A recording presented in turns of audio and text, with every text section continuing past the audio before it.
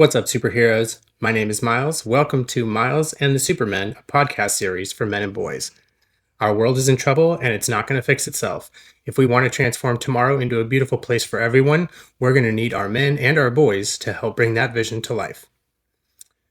All right, superheroes, welcome back. This is episode 5 of Miles and the Supermen. And today our subject is It's Good to Be King. So, that sort of term was one that for a long time I didn't really know what to think of it. I have a good idea now, but when I was younger, I couldn't really describe it, but I always knew it when I saw it. And so I guess we'll start by I think you get a couple of good examples of a good king, a bad king, and a great king all in one movie. And so we're going to get a look at that. And for me, when I first saw this in 1994, they did so good. The Lion King, right? Clear as day, still to this day. James Earl Jones, he had that thunderous, warm, rich voice, Simba. But yeah, it was not just his voice, but he was good casting for that because the voice matched it. But so Mufasa, we're introduced to Mufasa before we're introduced to Simba, sort of. But it's at least as a king, we're introduced to Mufasa first. So what I love about Mufasa is that he openly speaks about this. He talks about balance a lot.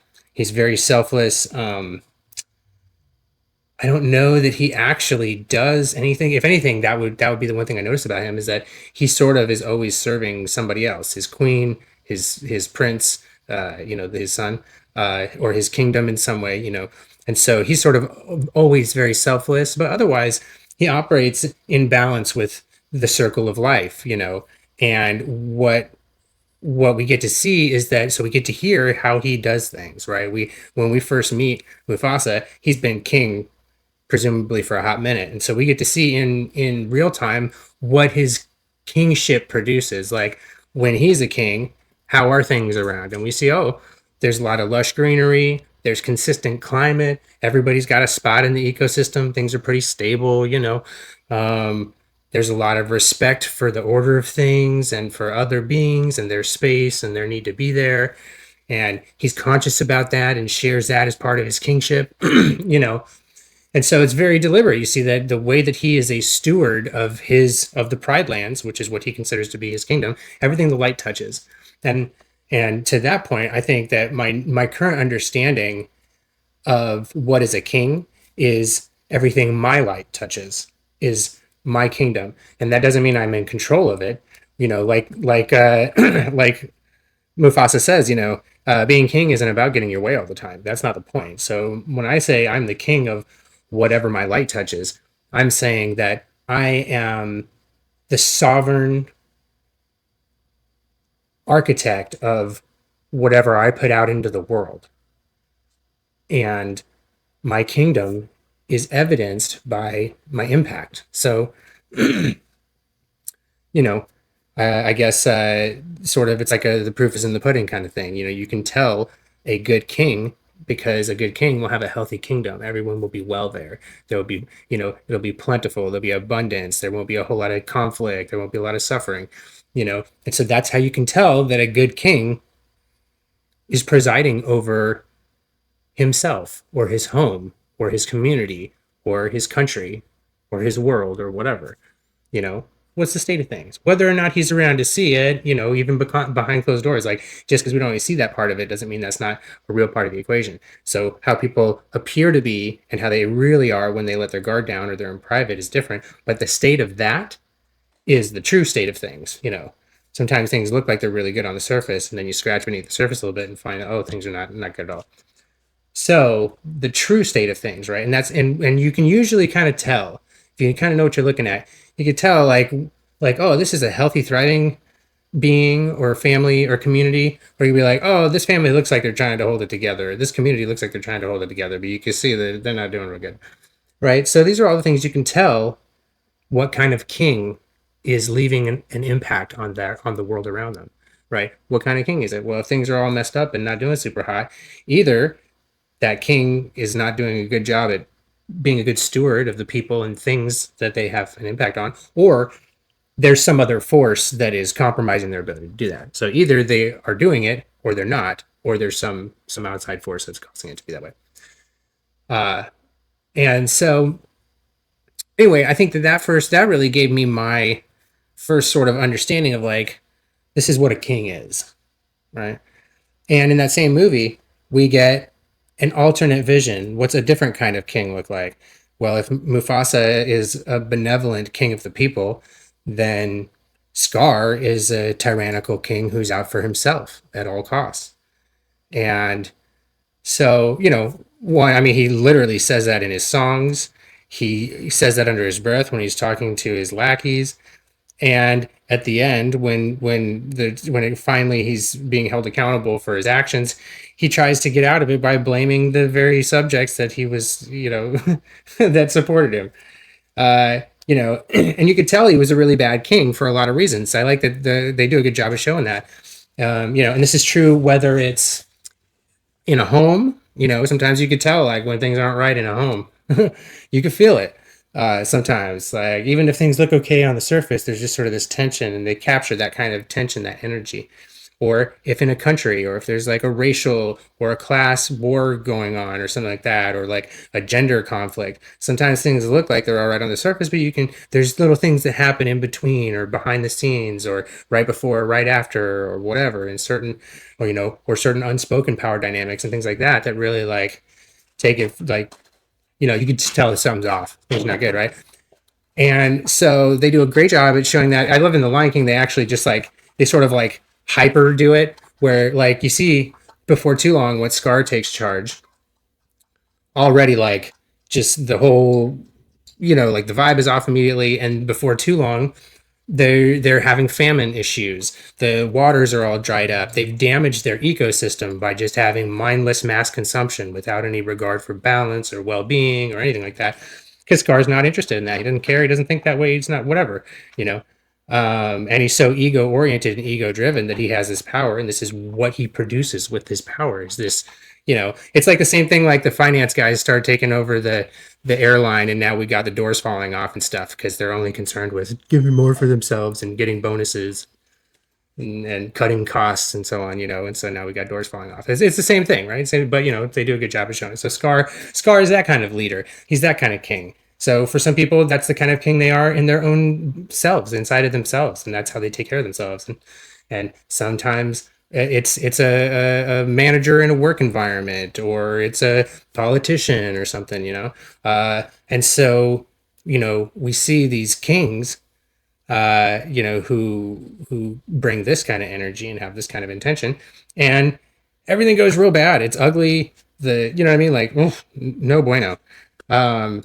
And we also find out that because it's not balanced, because it's not healthy, because it's fractures from within, because people get pitted against each other, and everything's done on fear and violence, and so you can't have certain kinds of bonds that help keep things stable and steady and abundant and growing and healthy, right? So when you break away those structures, now the things that the wealth and all the well-being is actually built on.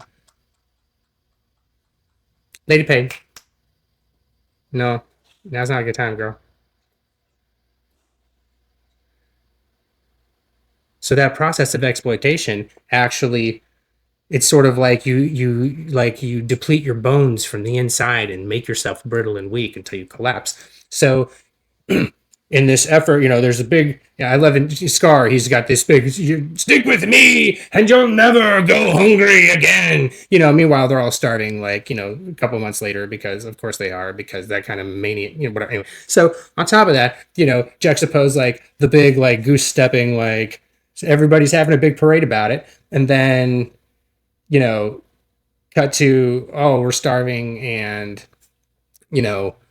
fighting amongst each other, and like, oh, so how glorious, how really everybody's doing real good, and so you can just see the decay that happens with that kind of selfish ambitious kind of, exploitative, opportunistic kind of thing. That whole mentality just brings destruction upon the thing it is that you're trying to even have in the first place. So, and I like that they show that. And then Simba rolls up in the picture now as an adult. So he was a little prince, and then he was like a young king, and then now he's rolling up as like a full grown king. And so he, you know, early on, he's real privileged and a little bit oblivious to all this stuff, right? And and very sort of self-centered, not necessarily selfish, but self-centered. He just mostly thinks about himself and how things relate to him and what matters to him, um, and a little bit checked out about other people and their needs and their well-being and so on and so forth. So he's generous. He wants to offer Nala to come play with him and go, oh, show her this cool thing I heard about. And at the same time, he's checked out in terms of the broader impact of his actions on her, and he fails to take her well-being into account, or underestimates the threat that he might be taking her into and overestimates his ability to handle it. And so, still a lot of ego like Scar, but he does have a big, courageous heart like Mufasa.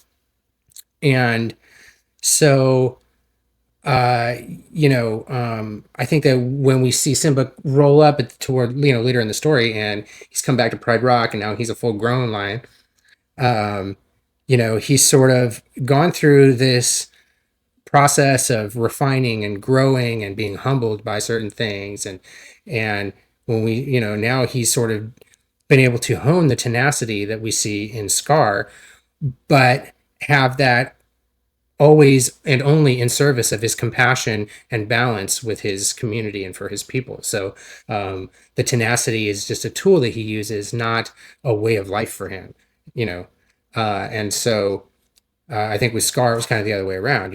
Like tenacity was a way of life, and compassion was a tool he would use. Um, and so, even though it's a little, even when I was a kid, I was like, wow, that's real quick. Like I think all the business goes down at Pride Rock in the big finale, and like it looked like the next day, like everything had grown back, and I was like, okay, that was. But like thematically, it totally makes sense. Not only can you feel it right away, because that is what it feels like right away. The energy can shift like that, right? It takes a while for the physical world to catch up, but the energy can shift that quickly, and it does feel like something goes from desolate, and hopeless to something that feels vibrant and full of possibility. Even if things still physically don't look good, it's like, oh no, but we can work with this. You get that same feeling when, like, I think that feeling is really what, like, the movie Wall-E is kind of all about, with the little boot with the, excuse me, with the plant. Um, so you know uh, that feeling of genuine hope. It's not false hope. We're not being fake and overly optimistic. Like, real hope is things can get better, and there is a realistic path to get there. That's real hope. And so that's the thing that, well, at least that's as I've experienced it. That's the real good stuff. The stuff that feels all the way through real. You know, I felt various kinds of hope before, but the real dense good stuff comes from there being a clear path to a better world. Even if it's not an easy path, that's fine. Or there may be complications or whatever. That's all just part of life. But just life feels really hopeless when it doesn't. You can't see any path to things getting better. And so that feeling of, like, that we feel when Simba finally takes Pride Rock back with the help of all the lionesses, that's an important lesson too. We'll come back, swing back, and dip into that before we're done.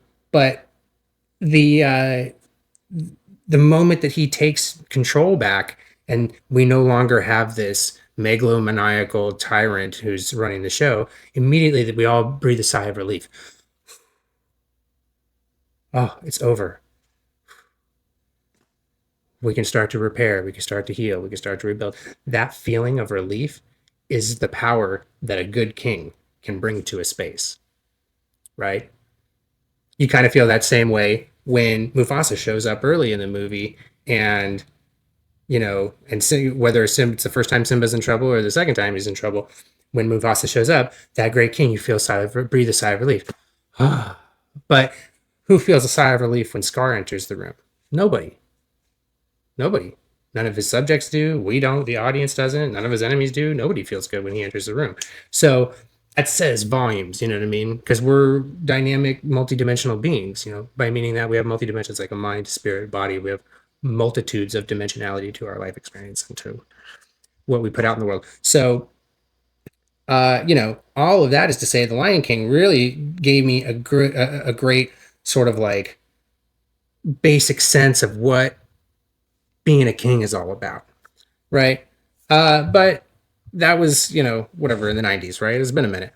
And as I got older, I didn't really have as much of a real world sort of role model in my sphere since then that had really felt like I was like, oh, that's a great king that I can identify with as an adult. As a kid, I could totally look up to the Lion Kings and I could identify with Simba and his journey, but they're still lions, and you know, so like there's a limit to like how much translation, you know, how much is lost in translation when you're trying to translate from a kid's movie to adult real life. Sometimes, you know, it's you can have really good translations, but if the story's not geared for that, and The Lion King wasn't, it's supposed to be a broad overview. It's not supposed to be a, you know, a day in day out picture of what a good king looks like. There'd be different stories for that. And to that point, um, you know, I have an example that really brought it home for me as an adult. And so now my understanding of you know, of like what is a great king is really that of just a great gardener. A great king is a great gardener.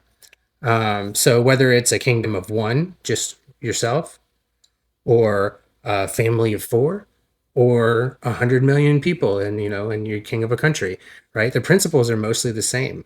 The cause and effect process is mostly the same. And like so many other things in life, really the main difference is just scale, right? And I love this. They had their finally there came along the perfect example.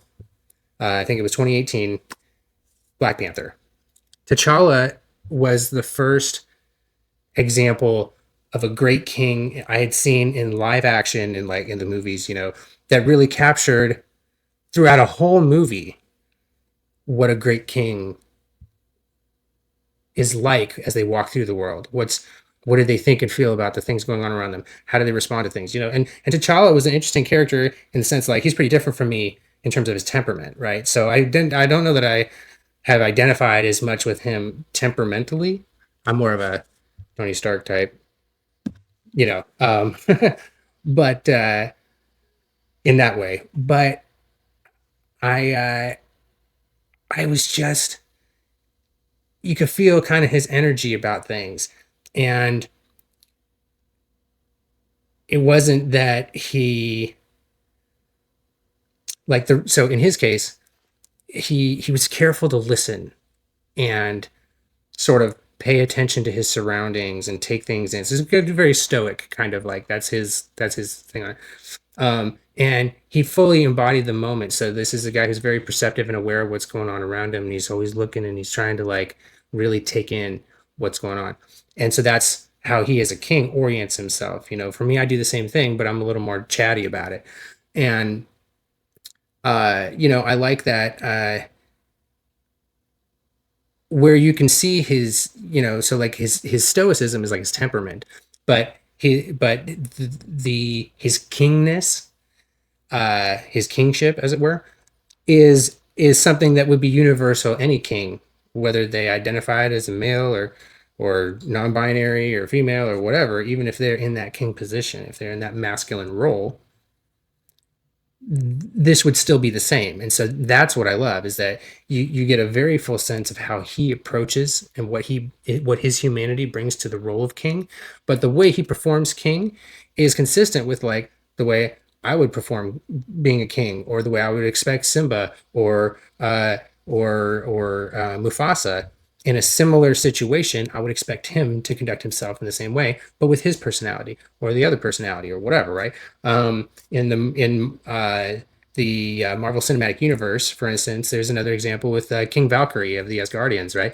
So Valkyrie is a woman, but she's in the role of in their community in the role of the king, and does it she does the king stuff, right? And so I like that T'Challa just gives us throughout an entire movie just boom, boom, boom, boom, boom. You know, we can tell that he cares. We know that he's like present and aware.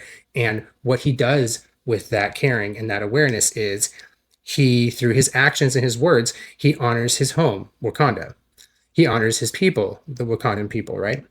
He honors the women in his life, namely Ramonda, his mother, Shuri, his sister, and Nakia, his partner and his lover. He honors his teammates, Okoye, Wakabi, at various points outside of the movie, like when he interacts with other people, with Tony Stark and the Avengers, and with the Jabari tribe. Meaning, and when I say that he honors his teammates, right, or he honors the women in his life, or he honors his people, what do I mean by that? Well, so let's say that he honors his home, Wakanda, by acting to preserve its secrets so that it can remain safe, by investing his time and doing his due diligence to be thorough in attending to the affairs of his country, right? He honors his people both in ceremonial ways and in terms of like when he's fighting with when he's doing they do the fight on the falls to challenge for the throne.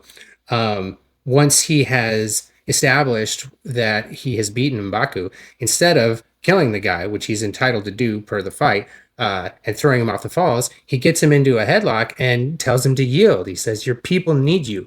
And the Jabari is a tribe of people within Wakanda, meaning that it's a very kingly way to look at the situation, right? He's got this guy that he knows is a strong, great leader who's here to challenge him for the thing. Okay, cool. I'll beat you on the challenge, but I don't want to kill you because I don't want to deprive our people of a great leader like you. That much presence to be, he's got this person's, and it's a fight to the death, and he's got this person's life in his hands, and he's thinking about this person. He's thinking about his family. He's thinking about his country. He's thinking about his country's people and what they need. All of this is a lot to keep track of, and that's part of what it means to honor his people. Is he does, it's a lot to keep track of, and he does the work of keeping track of it, and he makes sure that their interests are attended to and cared for at all times, like a good king does. He honors the women in his life by energetically by honoring them, by literally just treating them with kindness and adoration and respect and reverence, right? But he also listens to them and treats them, with respect in terms of like their thoughts and their ideas and their wisdom and their feelings and how what their opinions are about things, and it informs his kingship in powerful ways and helps him to truly like become the strongest best version of himself. And that's not possible if he doesn't honor them, honor their experience, honor their words, honor their needs. And same thing with his teammates, same thing. He's open to suggestions. He's open to learning and making amends or fixing things. So he takes accountability with his teammates. um but it goes further than that, right? Because then he also honors the world. When Killmonger takes control of Wakanda for the short time that he does, the big sort of fight that they're having, where they even exchange words about this, where he's like, you can't just go out and do a violence all over the world. Like, that's not what Wakanda was. That's not what we're about. And if you cared about the well-being of your people, you wouldn't put them into a situation where there's going to be that kind of violence. You would want to de-escalate, but you don't care about your people. You don't honor your people, right? You're just bloodthirsty, and I can tell, and that's why I have to stop you, because you're dangerous, because you don't care about anybody's well-being. You just care about what you want, right? And so, he honors the world. He considers the Wakanda's impact on the rest of the world. He considers the rest of the world's impact on his people. He honors Wakabi by even when Wakabi early in the movie he has some differing opinions, and he really hears out his buddy. And same thing with M'Baku and the Jabari tribe. So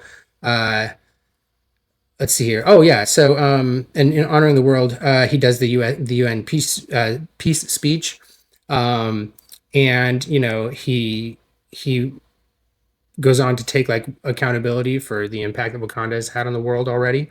Uh, and one of my favorite things about T'Challa and what shows his kingship in probably the biggest, most powerful way is that he's not at all interested in taking from anyone else anything that isn't his. So if it's not his, he doesn't want it. He doesn't want to take your stuff, right? As a powerful king who honors what he has and is grateful for what he has, right? He doesn't need to go steal from someone else. If you're good at being a king, you can take what you have and use it to grow more, just like a good gardener, just like Mufasa, just like Simba, right? It's when we stop doing that's when everything all gets all messed up, right? But it gets even further than that. So when we're talking about like what is a king, right? And again, this can be like we see it, T'Challa, we see T'Challa doing all this stuff, but this can be true for, I can honor my home, I can honor my people, I can honor uh, the women in my life, I can honor my teammates, I can honor my world. Um, and what I love about T'Challa is he goes even further than that. He honors his enemies. We talked about M'Baku already, where like in that moment he was in conflict with M'Baku, so you could think of him as an enemy. But again, we talked about how he like no, he thinks about the people, he thinks about this guy. He's like not trying to be just killing people willy nilly because he values life and he values the well being of his people. So he offers this guy an alternative, a de-escalating alternative, right? With Killmonger, he still shows compassion for Killmonger on numerous occasions throughout their exchanges, even at the end after he had already delivered a fatal stab wound. They have this talk, and even at the end, he honors Killmonger with kindness and compassion in this intimate moment before he dies, right? Um, he, at one point thought that Bucky Barnes had killed his dad, and so he was his enemy for a stretch. And later, T'Challa agrees to help Bucky with some of his programming, deprogramming stuff.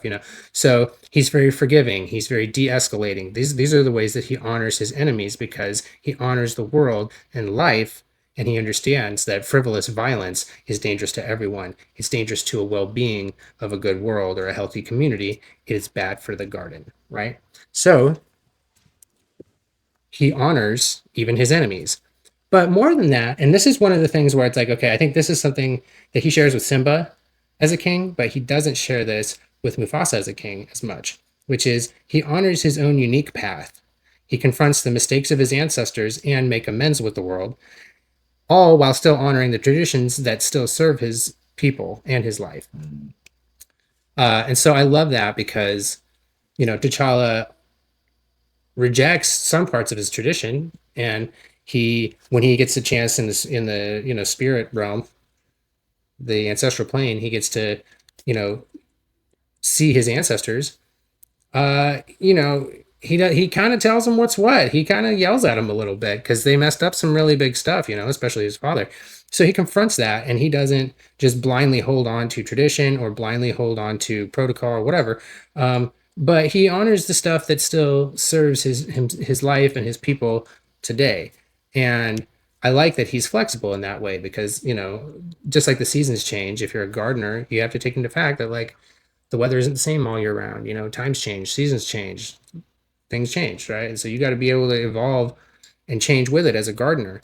And so T'Challa really masters that. And part of what keeps him centered is that he still holds on to sort of like how he wants to do things. So his sister wants to pull him into a more techno sort of like oriented thing. And he's like, I'll get into some of it, but I still like my thing the way I like it, you know? And so he does certain things that are still kind of traditional, but he embraces the new stuff too. And so he gets to have the best of both. And I think that's part of what makes him such a brilliant king. Um, and, uh, and all that, and he'll cut a bitch if he has to, sometimes, as a king, you just got to throw down. And when he needs to, he can. So, yeah, I think T'Challa and frankly, Chadwick Boseman, for being honest, um, probably the class act of kingship 101. Like that's your baseline, right? So I've been learning a lot since then. I've been thinking a lot more and more about king. What does it mean to be king? All that. Um, and so it wasn't like a term that I had really thought of or applied to myself um, until more recently. But now it's more like a philosophy that I move through the world by, a way that I take responsibility for my actions and for my life path, and it keeps me focused and centered. And it keeps me aware of my power, and that's both in a good way and in a negative way. Meaning, I'm aware of the power I have to build relationships and build partnerships and create abundance that way. I have a number of skills.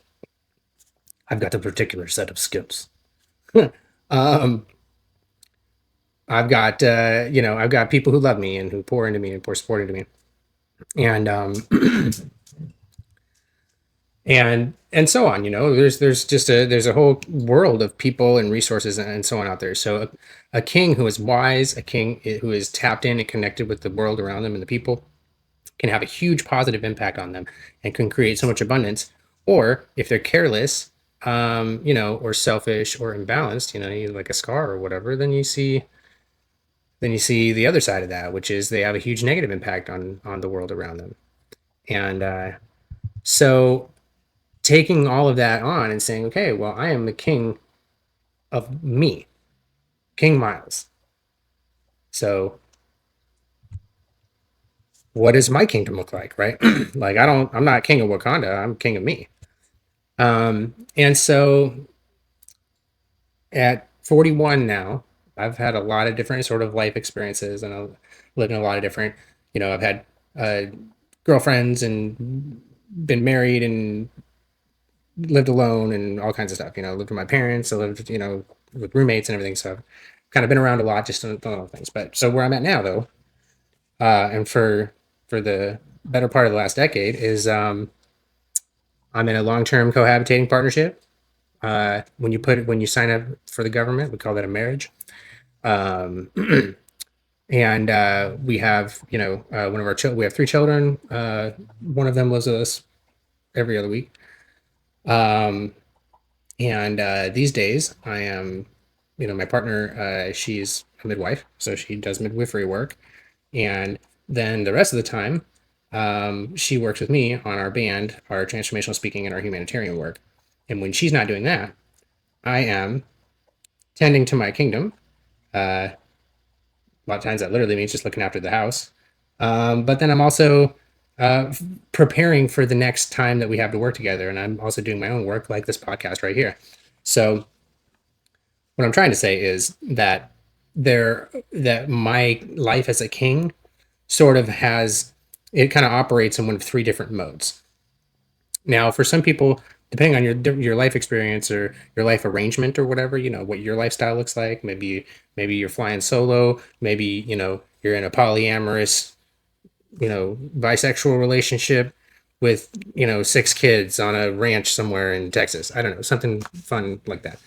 No, point is your kingship or queenship or whatever may kind of be arranged a little bit different. But like I said, it seems to me that like you could take all those principles that T'Challa seems to be employing, deploying, and you can apply those to really any either your relationship with yourself or your relationship with your home or with your community or your country or your world, right? So for me, then what that looks like is like right now I'm recording podcast, so this is one of the things that I do when I'm on my solo time, right?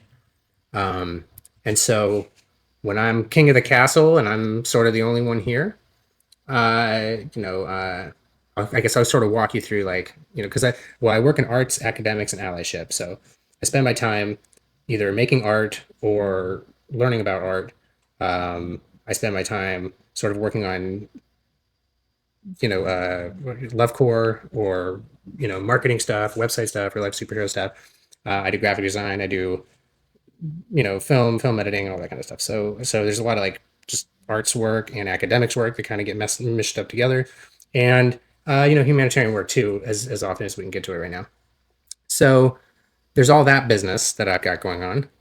But then at the house too, you know, someone's got to just kind of run the house. So there's some stuff about my kingship that is just me being a good steward of my body and my mind and my spirit and myself and my home. So king, castle, right? And so that means that, you know, usually I wake up because of my back pain or some kind of whatever chronic pain. Life is like that. So I find myself, you know, on a day like today, jerked out of bed because of the pain.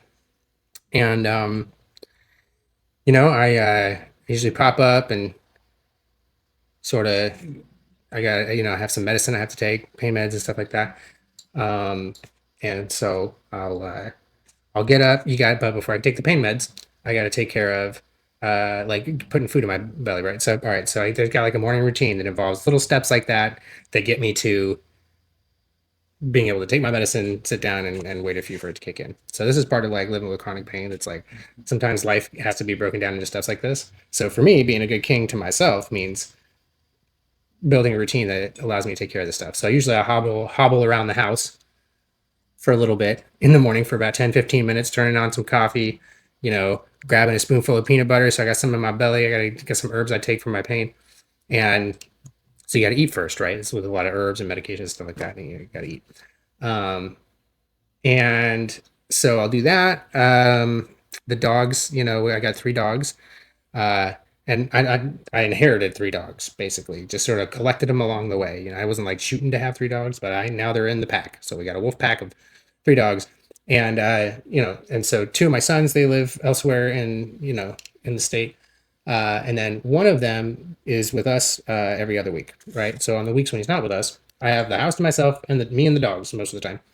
Um, and so you know, my mornings be taking care of me and the dogs, and then you know, as an artist, I have like there's work stuff I have to do. There's also like practicing you got to do because being an artist, a musician at least for sure, can be a lot like being an athlete. So in the same way that T'Challa would have to, you know, stay working out, stay working on his skills to keep being a sharp superhero, you know, I got to do the same thing. So a lot of times while I'm waiting for my pain meds to kick in, I'll do something that is kind of gets my mind off of, you know, because like chronic pain, uh, having to just sit with that can really stretch time out and really can be draining emotionally, draining energetically. So a lot of times while I'm waiting for my meds to kick in, I got about 45 minutes to kill. So I'll feed the dogs.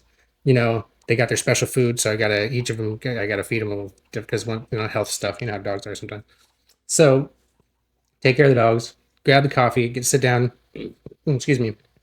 A lot of times I'll either throw on something and be learning about comic book movies or how to make film or learning about a science thing about physics or you know, whatever, TED Talks or something like that. You know, I'm always listening to something. Or I'll sit, you know, if I'm feeling up for it, sometimes I'll skip the TV and I'll sit and take that 45 minutes and like just get some reps in playing some music. I'll either sit down at the piano or grab the guitar or something like that.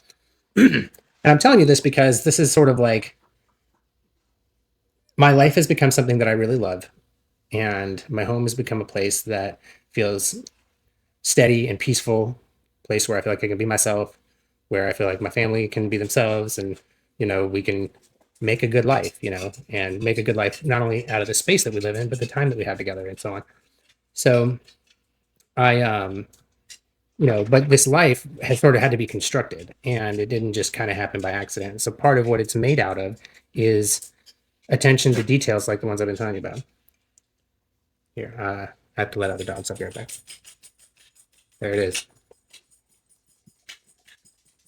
Heavy is the head that wears the crown, right? Come on, good dog. Bye-bye.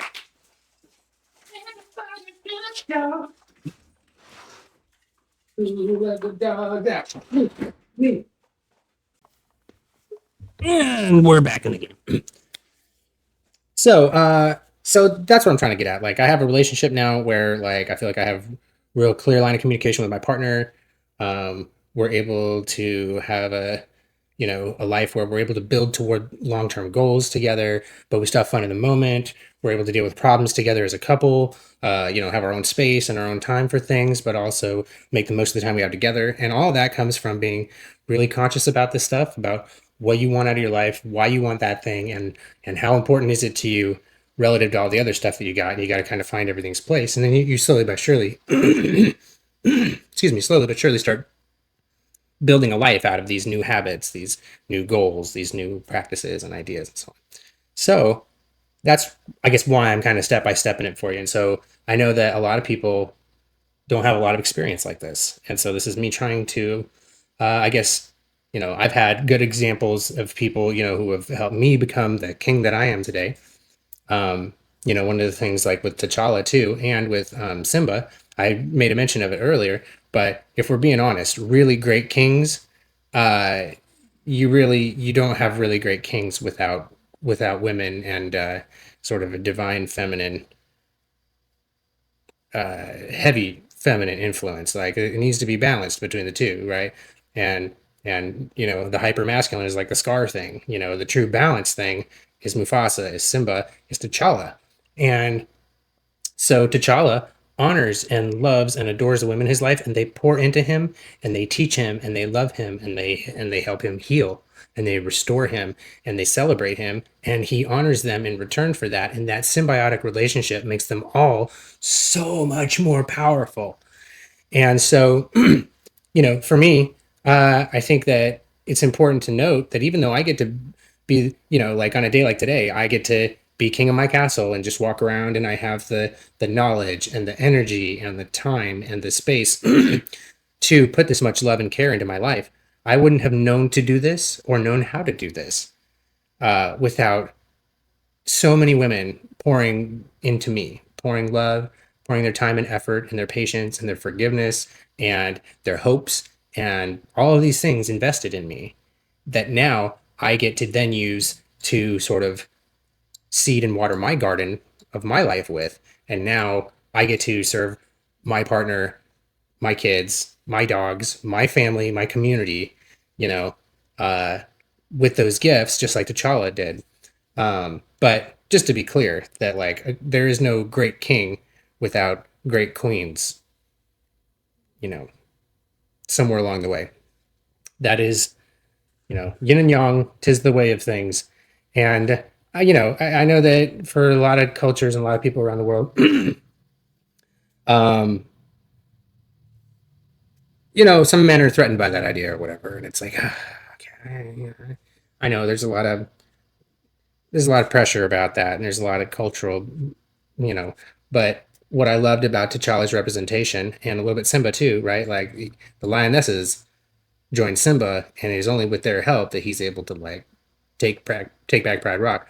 Same thing with T'Challa with the women in his life. They're the only reason that Wakanda survived was because of those women, right? And so, we live in a culture in a world that is still, having a little bit of a hard time for whatever reason, just getting over this boy girl business and just seeing human beings where they are.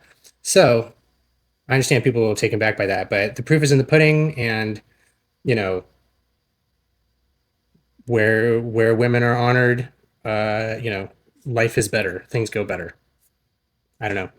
And T'Challa is just a really great example of how you can honor femininity and women without compromising your masculinity or anything like that. He's a very, like, at no point does he ever seem feminine to me. He just isn't hyper masculine. He's just a balanced him.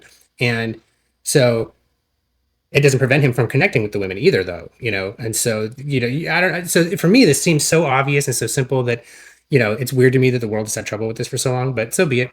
Let's just sit and unpack it. That's what it is, what it is.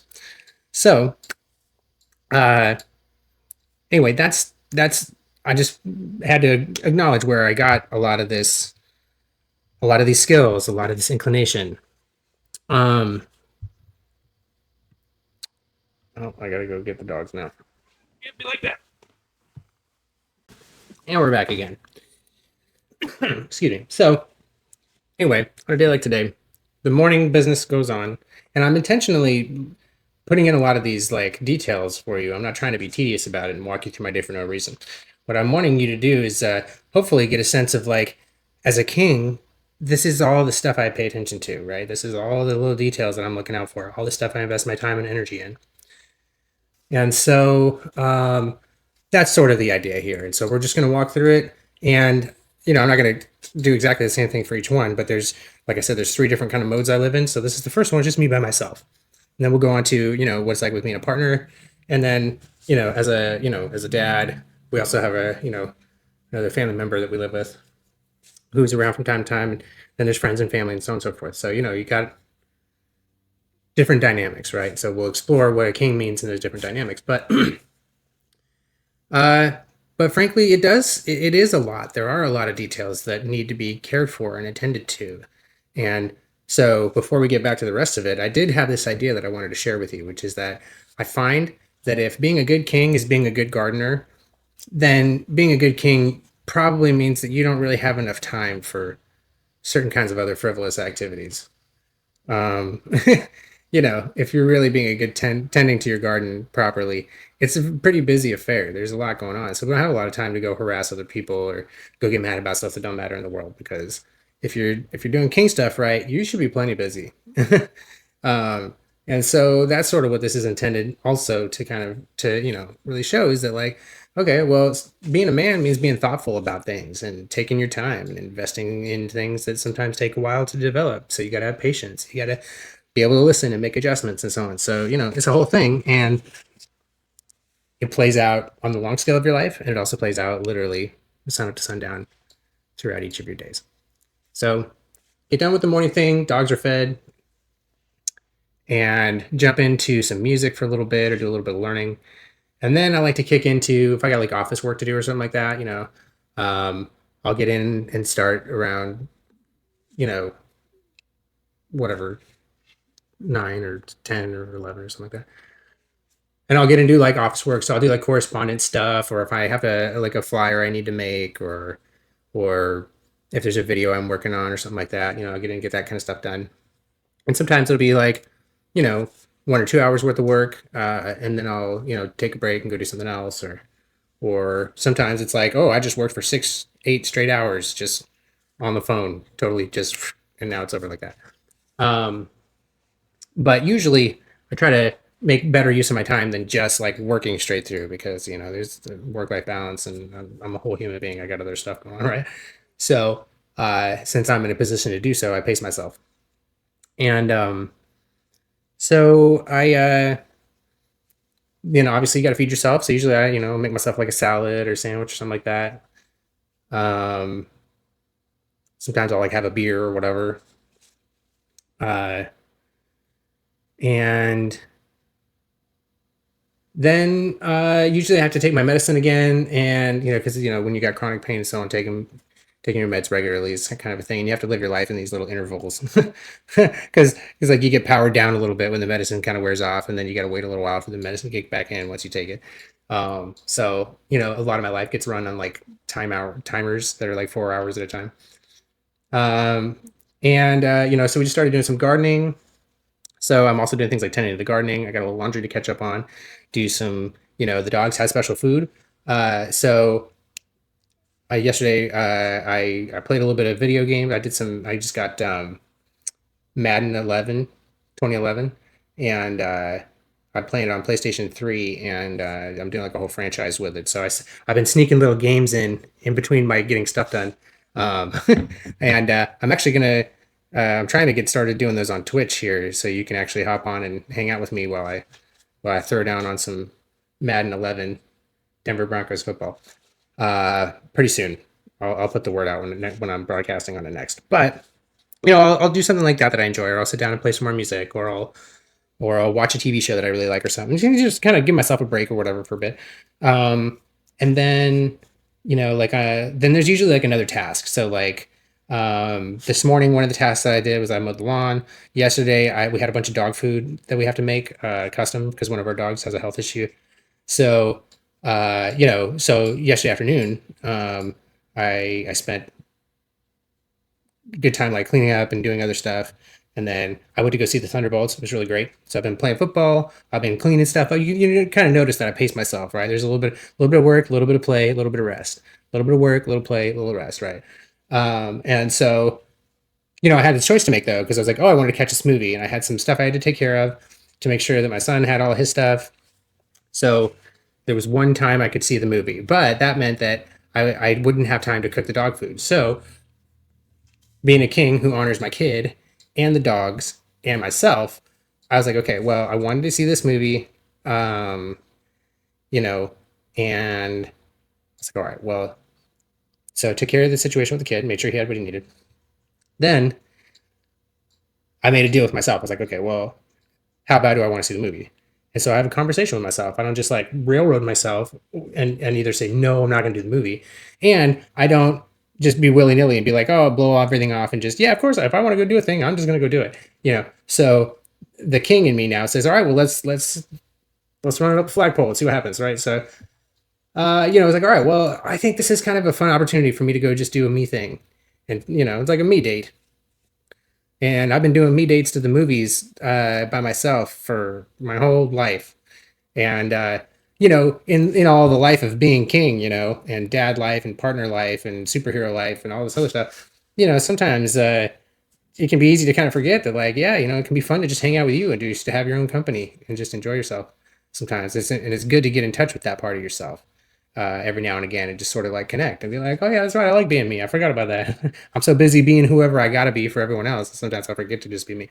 So I was like, okay, cool. Well, I used to love going to movies like this. I love 3D. Not everybody else loves the 3D like I do. Um, and so I'm like, okay, well, this is one of those. So I saw Thunderbolts. It was great. They did good. I like that one. Um, and so the deal I made with myself was that I was like, all right, well, I guess we'll just make a late night of it. And so come home, get the dog food started, and then I did a test run on Twitch with that football thing to see if I could broadcast it, which I was pretty close. I wasn't able to get the sound quite sorted out like I needed to, but everything else was going pretty good. So once I get the technical stuff sorted out, we'll be able to start doing this soon.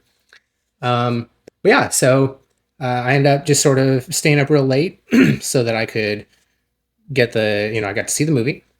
I got the dog food done, and I checked off a thing off my to-do list while I was waiting for the dog food to get done. Because we got to kind of slow cook it, so it takes a while. And so I also did a test run on that football thing. And so in this way, like, I'm trying to build a life that I love, right? The whole point of having your kingdom is that it's made out of stuff that's yours, that you love, it's your kingdom, you know, like, so when it's just me in the house, the whole home is my kingdom, more or less.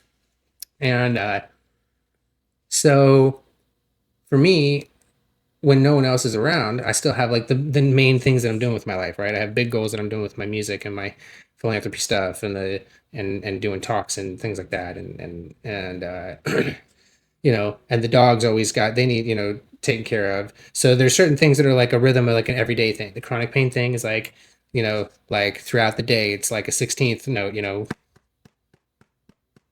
and then, and then like there's other things like the dog food is more like a quarter note, like and, uh, and then there's stuff that's like only happens every once in a while, like a little occasional fill, all right. And so there's this rhythm of life, and I fill my days with things that serve the things I love. So for me, it's arts, academics, and allyship. Not only is that like what I do, but like that's what I love. I love arts, I love academics, and I love allyship. So that's what I fill my life with. That's what I don't make a lot of space in my life for things that don't really serve the stuff I love anymore. And so what that means is that I'm like, okay, well, these are the options that I mostly have then to spend my time. If I got a day to myself, I already know how I'm going to fill it because I got a to-do list 5 miles long of stuff that I love that I want to do, and when I got me time, cool. I got time to get into this stuff, Um, and so that's how I do things like keep my skills up with music or keep pushing forward on projects, even though, life is crazy, so on and so forth. So when I get to me time, my values are already determined. So I don't have to wonder what I want to do. I'm like, oh, I got a video I was just working on this week. I didn't get to finish it. I love finishing stuff and I'm wanting to, update something on my YouTube. So boom, my work time goes to that, or some of my free fun time goes to that while I'm waiting for the laundry to get done and so on. I make space for dates with my partner. We do these cute little like over the phone dates where we'll watch a movie or a TV show together when she's out doing her thing. She's gone for a couple days at a time for that. And so it's really cute and fun. So I make space for that, right? And I'll get into the next thing in a minute because that sort of includes the partnership part of it. But part of, what I love is my relationships with my friends and family and my partner. I love her. I love hanging out with her. I love talking with her about stuff and hearing about her thoughts and her life and everything. So we have a ball just hanging out on the phone together, and might sit and eat dinner with the other one on the line while we're watching the show together.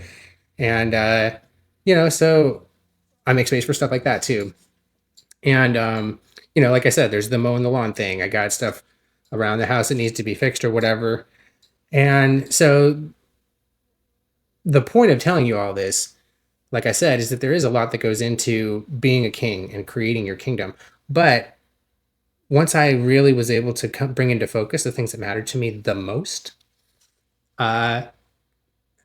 living my life this way has let me build the things that I wanted. I now am becoming kind of the person I always wanted to be.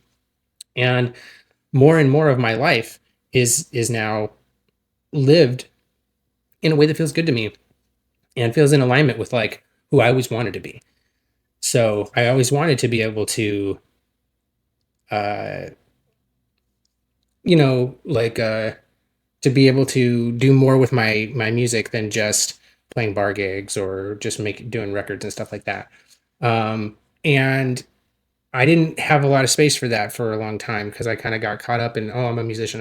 I forgot that, like, oh no, music is just like one of many things that I do. And so because of that, I didn't devote as much time and energy into some of these other things I love so much for a long time. So my music stuff was great and I made space for it and I brought it to life. I would make space everywhere I went in my life for that. But I didn't make as much space for things like friends or,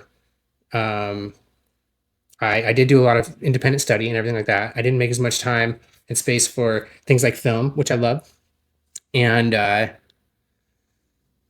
so my life was just less focused and I didn't honor it as much. I just sort of was like following my passions and doing what I thought was my best, but I was sort of very much living in a narrow kind of like track. And as I've gotten older and stepped into a king role, been parent and been married and so on and so forth, with a little bit of life experience now, I don't have such a narrow focus. I'm able to focus narrowly when I need to.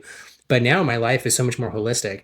And so by living consciously like this, I don't have to choose so many things. I can cultivate my life that's right for me, that doesn't where I don't have to betray myself to fit into my day. It hasn't happened all at once either. I've had to slowly build this by making certain choices and certain sacrifices and, prioritizing certain things and so on and so forth. So, it's kind of like it's like a work of art too, building a kingdom for yourself.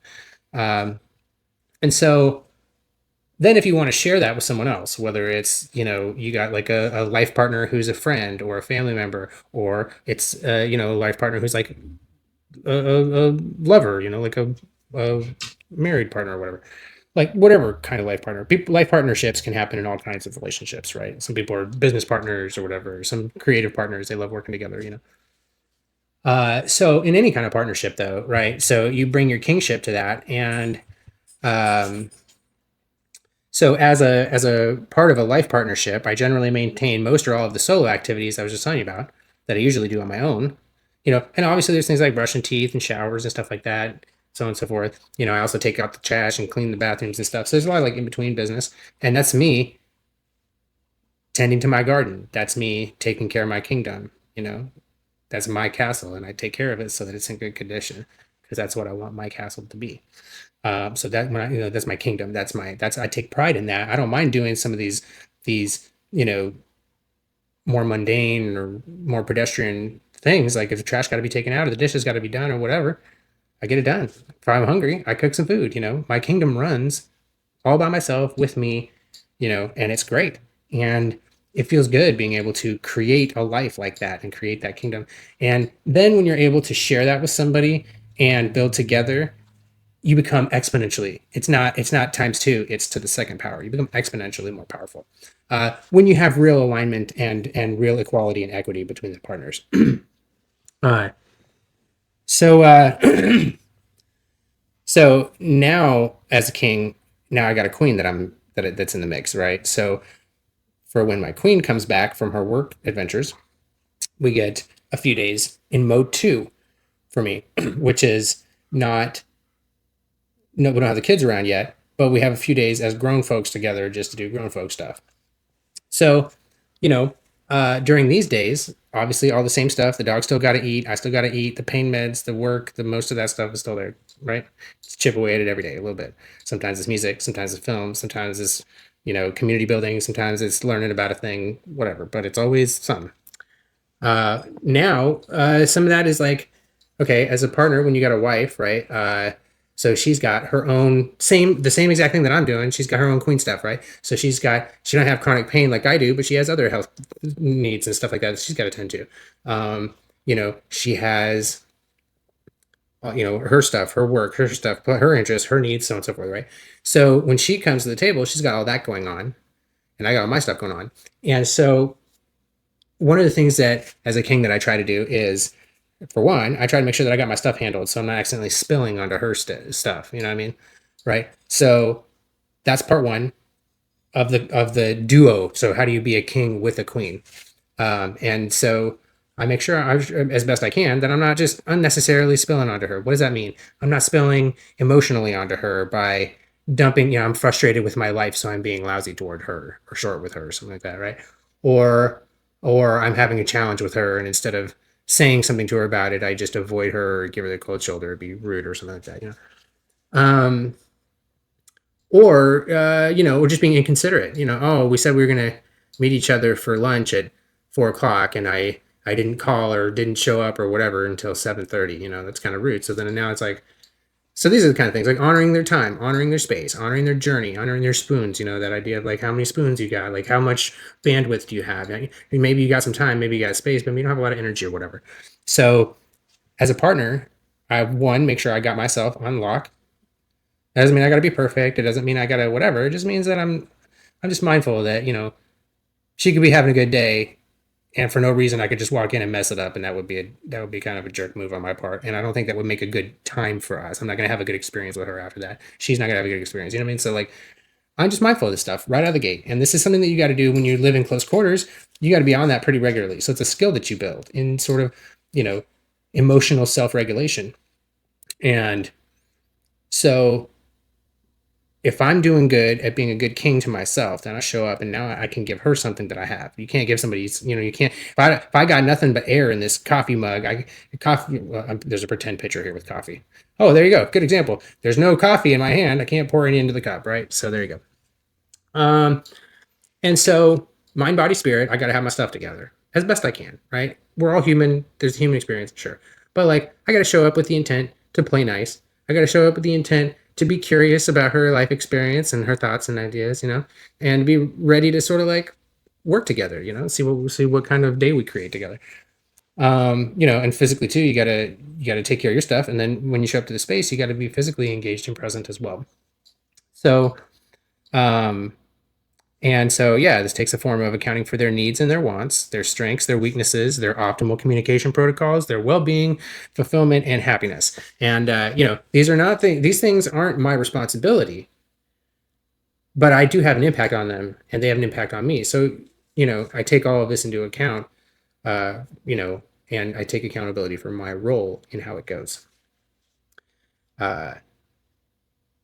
And so this means that a lot of times our day works a little bit different. So we spend a lot of time sort of coordinating on like what needs to be done early in the day. And we'll kind of map it out. And so a lot of times I'll ask her like, well, on your end, what do you see like that needs to get done today? And she may have a to-do list or have had some thoughts about some stuff that I didn't see, or have a gardening project going on that I didn't find out about or whatever. So we kind of give each other like a little like morning briefing, kind of like, hey, this is what I see for the day. This is what I see for the day. All right, cool. Well, I'll try to help you make your thing happen. Maybe we could fit that in there, maybe take a little time to do a jam early on. Maybe we'll have some tea and coffee together and get our day all planned out so we can just boom, boom, boom, boom, boom. And maybe plan to go do a lunch date or something, or go for a walk at the park or something, right? So we sort out, all right. And then we leave a little space in case, there's time for, I don't know, intimacy, or time for, getting a little side project done, or getting a little alone time. Sometimes like when you are really engaged with each other like that, it's a really taxing kind of thing. Like it's powerful and it's good and it's important to be dialed in with a partner like that, but it also asks a lot of you, right? So there can be fatigue from that. And so a lot of times we'll build into our day a little bit of time where we can either lay down, take a nap together, or split off and have a little quiet time, hop on our phones, just be a little, just zone out for a bit or do something else for a bit. And then we kind of like arrange to kind of come back together and be like, all right, cool. Then we'll come back and I'll help you make dinner. And then, I'll wash the dishes and you're going to help the kid with his homework. And, I'll take out the trash and you'll fold the laundry, and then we'll, oh, I guess the kid in this way, never mind. I forgot. The kid doesn't have the homework in this situation because we're still doing just the two of us. Skirt. Okay. So maybe you make the dog food. I fold the laundry. There's no kid right now, that kind of thing.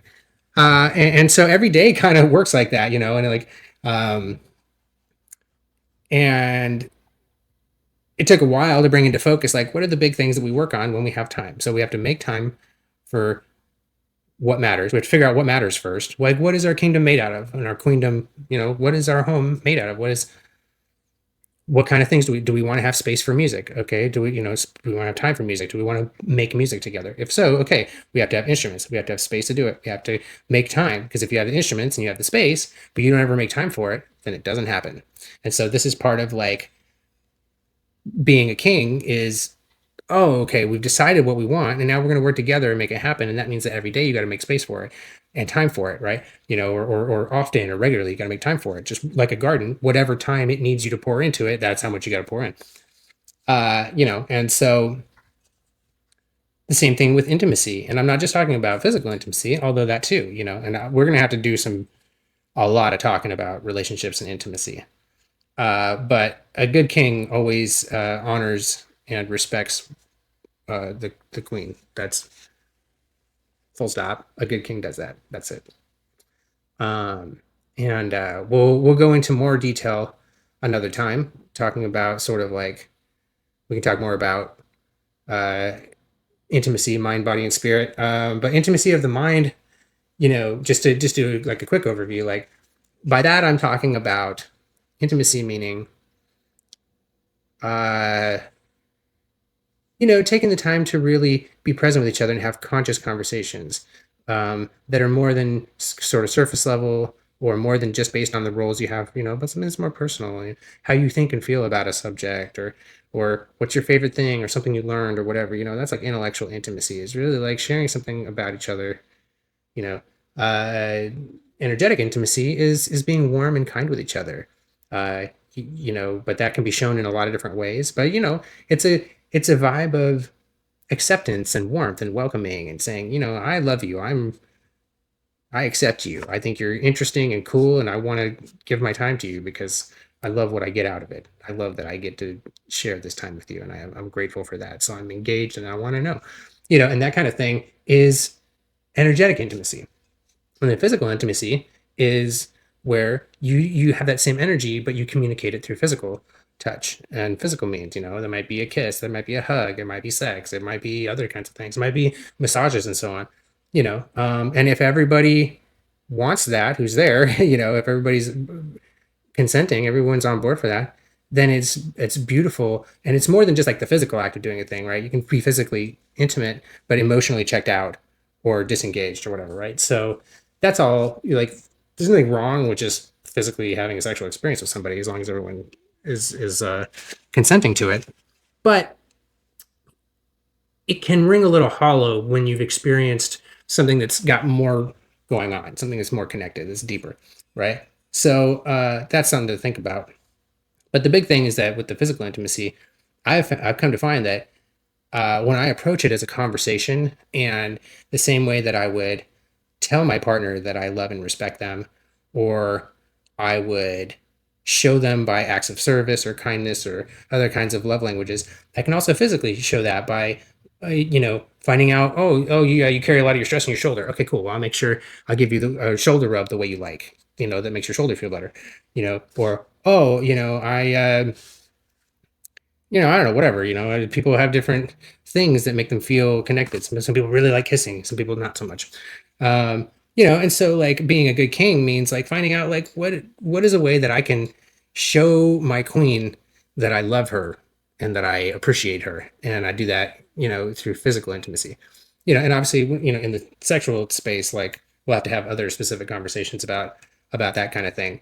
But all of this is really just a conversation between a king and a queen about life and love and their kingdom or queendom, whichever way you like to talk it, say it. Uh, Mind, body, and spirit. And so that's where that intimacy comes in, right?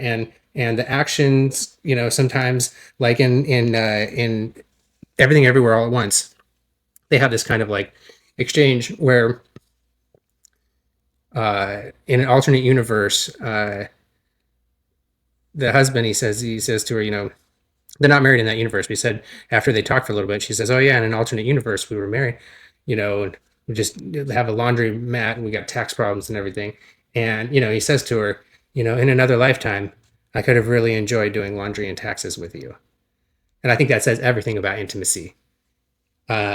Without saying, like as a poet, I'm like, that says it all. The really good stuff is something that can happen even with taxes and laundry as what you're doing with your day.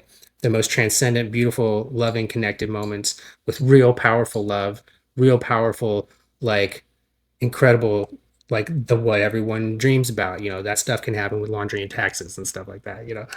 Going on around you. So there's something simple, something eternal about, the divine masculine, divine feminine. I'm not just talking about men and women, right? Because these roles can be filled by people of all different genders. I'm talking about masculine energy, feminine energy. In my relationship with Audrey, midwife Audrey, I actually tend to have what I would describe as the masculine energy, and she has, or the feminine energy, and she has what I would describe as the masculine energy. Uh, and so, all that stuff is really irrelevant, but the broad strokes are that there is a bond that can happen between two people. And so on the scale of like a king, what that means is honoring your partner with the same kind of reverence and honor that you would honor a queen or a king. Like that's the idea.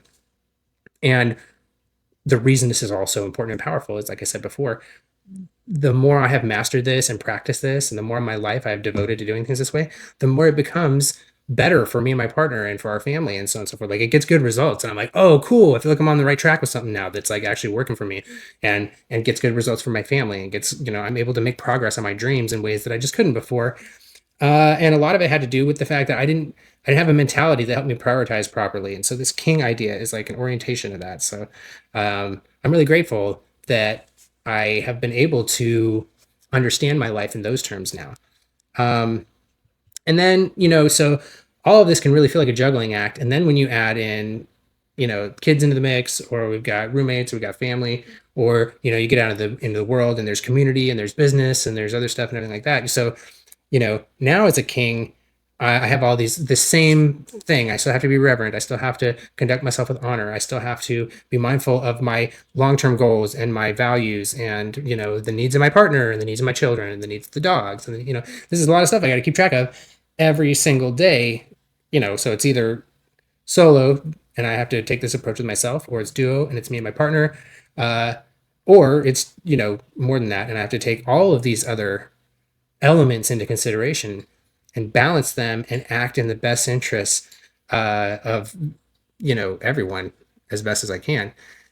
And so, like I say, what this ends up doing is it becomes so many details, right? Because now, let's say when we got our son with us, now we also have to his school schedule gets adopted into this program too, into the rhythm of the music of our lives. Now we've got the school thing, so we did run to the bus stop and back and do that, and then there's homework, and then we have time together as family, and so anyway, there's just, now it's even more. So it's more juggling, more juggling, more juggling, and it's all worth it. The life that we're making actually works. It's real. It's amazing. It's a beautiful life that we make together. I'm so grateful for it.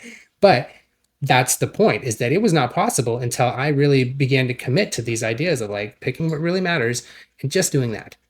And it takes a while because it's not always clear what really matters to you, or why the things that matter to you matter, or, sometimes you're not in the right situation, or not with the right people, or you're not at the right stage in your life, or whatever, so there's a lot of, it gets messy, right? I'm not saying that it's not messy. And I can't stress enough that it took me a long time to even get to this point, and I'm still building, or I'm still learning, just like anyone, but holy cow, it actually works. Like my life is actually becoming what I had always dreamed it would be. I've healed things that were wounded in me before. I've made amends for things that I've broken in the past. I've learned from things. I've moved on from things. I've built stuff that I always wanted to build. I'm doing things I always wanted to do.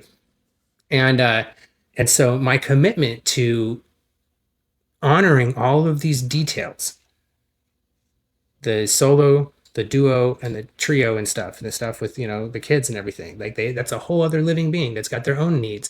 They got their own emotions. They got their own stuff, like their own interests. And so you got to make the same way you make time for your queen, you also have to make time for your young prince who wants to tell you about their stuff that's going on. And you got to be just as engaged with them as you are with yourself or with your partner or whatever. And that asks a lot of you. And that's why heavy is the head that wears the crown. Because to be a good king is a lot of work. And like I said, you can see that I wouldn't have a lot of time left over after taking care of all these little details throughout the day. I wouldn't have a lot left over to go out and harass people about something or whatever. Like that's not, or go whatever. It's part of it. Like I've actually had to work and work space into my life to be able to get out in the world and go do some good out in the world with like humanitarian efforts and stuff. So that's the point, is that like a good king is probably too busy to make trouble. And if you're really being a good king, then you don't have to go take other people's stuff. You don't got to go pick on anybody else. You just got to invest in your garden and make friends with your neighbors, because you can help each other with your gardens too. And let's see here. So I'm realizing that this is a pretty long episode. I think we might do a two-parter situation here at some point. No, I think we got time. That's the other thing, is that these podcasts are not intended to be step by step, or like it's intended to be a discussion, a conversation, as you might have noticed. So like sometimes there's a little disorganization to the process, and I think it's important, because that lets us have real organic conversation. And then when we need to, we can have more organized conversations. But I wanted to bring this king discussion in for a landing. I think I've covered a lot of stuff I wanted to cover. So I did. And so really, when we talk about being a king, I think it's a way to describe what I would describe as like the masculine role when contrasted with the feminine role. That's really all it is. So like a king is just a way of describing the opposite of a queen, right? And it's a feminine role. And when we say the feminine role, right, like I find that the masculine role involves serving, supporting, securing, nourishing the feminine, right? That's what the masculine is there for. And then, not unlike when a bird, builds a nest for the male bird, or sometimes both birds will build a nest, so that there's a safe, secure place for the eggs to be laid in, and they do the thing and lay the eggs. And then a lot of times the male bird will go and get stuff and bring it back to the female bird, so the female bird can rest on the egg, right? And so this is all in support of this feminine process of expanding the family, expanding the species, expanding. So the masculine's job is to support that process, right? Support the feminine, not to control it, not to get God, not to extinguish it, but instead to empower it, right? The purpose of the masculine is to empower the feminine. And so when we look at it that way, the purpose of a king is to empower the queen. So together you can bring out your strengths and make your kingdom healthy, powerful, thriving, and abundant. That's the goal, right?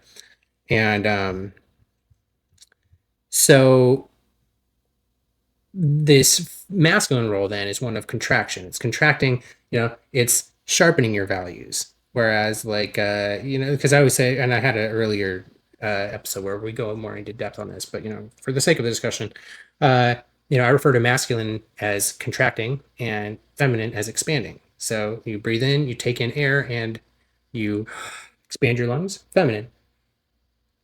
Contract your lungs and expel out the air, masculine, right? That's all. Masculine, feminine, king, queen. They both go together. It's important. You need both, and it's important. Even within ourselves, there's masculine elements and feminine elements, and those are important. We need those. And that's not like a reflection on your sexuality or anything like that, or even your gender identity necessarily. These are more energetics, and these are, concepts that can be applied to a number of different aspects of our lives. But I do like the idea that like kingship is like the masculine version of what the queen role is. Um, and So in a garden, the gardener serves the masculine role of putting up a fence so the dogs and the other animals can't get to the plants.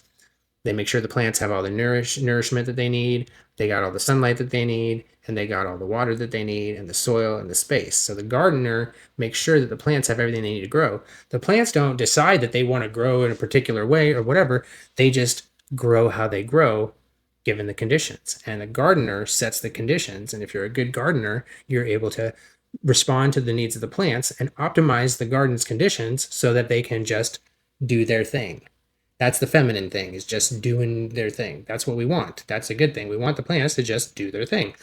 And if they can't just do their thing, then we are failing them as a gardener. So if our queen can't just do her thing, then we are failing her as a queen.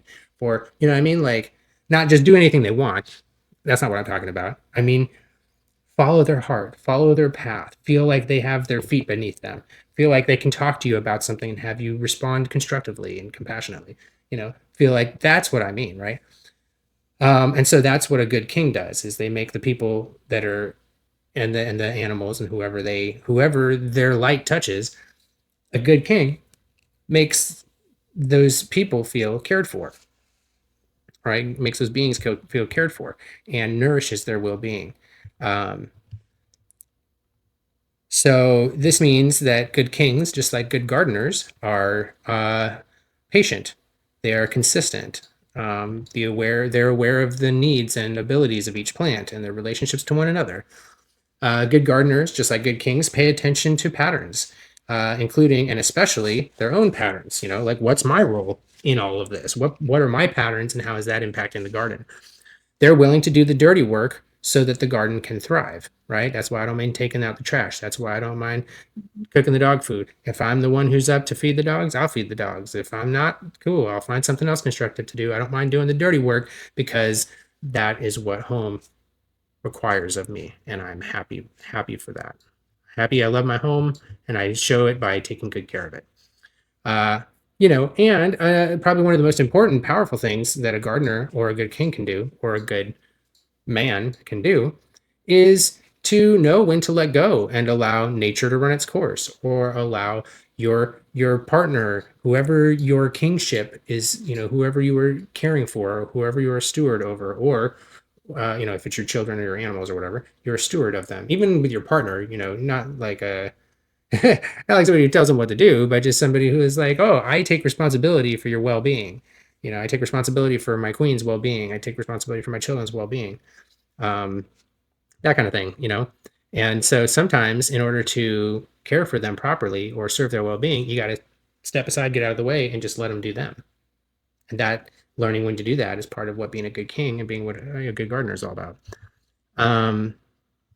So how do we tell if we're being good gardeners, or if we're being good husbands or good partners or good men or a good king? Ask and listen, watch and observe, and compare your intention with your impact.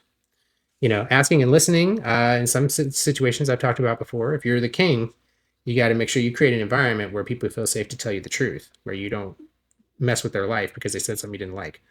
Because if that's the case, then it's going to make it hard for you to get real feedback from people. They won't feel safe to tell you the truth. They'll try to tell you what you want to hear or avoid it or whatever. And you can't blame them, because you created a situation that's hostile to them. They have to deal with that, right? So don't do that. And then you'll be able to get more clear, honest feedback from people. And if it's something you don't like, cool, that's a learning opportunity for you. That's all.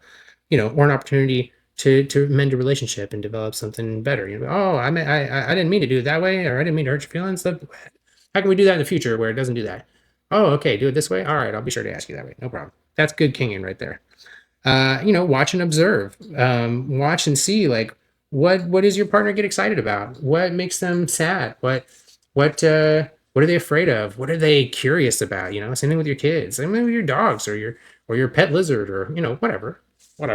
Being a good king takes a lot of forms. And watch and observe. Same thing with the gardener. Watch and observe the plants. You can see if they're doing well or not, and then you make adjustments, right? And then you compare your intention with your impact.